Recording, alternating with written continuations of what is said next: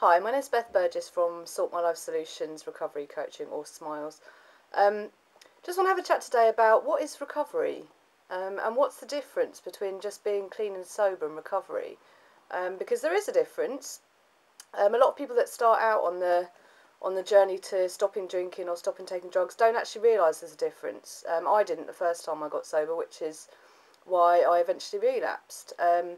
So I just want to talk to you about the difference, because I think a lot of people they tend to give up on stopping drinking or stopping taking drugs because in the initial days it seems so hard and it doesn't seem worth it. It seems so unpleasant. You're getting all the cravings, you're constantly obsessing about drinking or drugs, you want to go back to it. I mean, that's normal, that's addiction, but the thing is, what people don't realise is that that doesn't last. If you actually enter onto the journey of recovery, that stuff doesn't last. It goes away. You don't have to live your whole life like that if you just make the right changes. So I'll just tell you a little bit about what I did the first time that I got sober. Um, it was it was horrible. It was really horrible. It was boring. I didn't feel like myself. I was constantly, feeling cravings and feeling sorry for myself and thinking, oh, why can everyone else drink and I can't? What's wrong with me? Um, and it was uncomfortable, it was difficult, and I found myself getting very stressed out, very upset. Sometimes I would have to lock myself in the bathroom so I didn't go out and drink because I was that desperate to have a drink. Um, and that's what my first first kind of long period of sobriety was like. And it was awful. There's no way that if the whole of my life was like that, I would be sober now. There is no way. But that's what I want to tell you. It's not like that now, because I've actually made steps to recover. And what recovery is actually like is completely different. I barely even think about alcohol these days. I don't have cravings. Very, very occasionally, like a little thought may pop into my head. That's just addiction. You get used to that. But it's not every day. It's not every week. It's not even every month sometimes. It just comes up, very, very occasionally. And I don't obsess about it. I don't sit there feeling, you know, thinking, oh, it's not fair anymore. I don't. I love my life sober. Um, but the thing that really makes the difference and how you get to that stage is basically by changing certain things in your life. Now, the first time around, I changed nothing. I changed absolutely nothing. I basically just stopped drinking and expected, for somehow it would all get better or something. And I was just living my life in this horrible white knuckle ride where, I was just hanging on for dear life, really. And that's not the way to do recovery. Um, I didn't know that at the time. So the number one thing to change really is your thinking patterns and your outlook on life.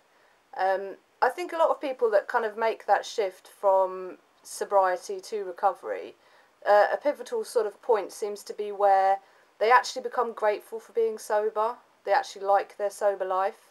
And they enjoy it. They enjoy all the aspects of it. They don't feel like they're missing out anymore. They actually accept and realise that the way that they're living now, without all those horrible problems and consequences that they got from their addiction, is the way to go. So how do you get there? I think the number one thing is by changing, as I said, your thinking patterns. And this does take work. It's not necessarily an easy thing to do.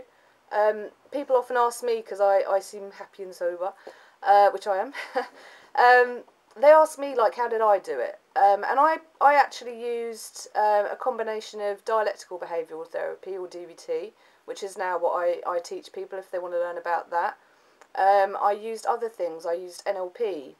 I did some coaching. I've done several things, and this is what I use to help other people.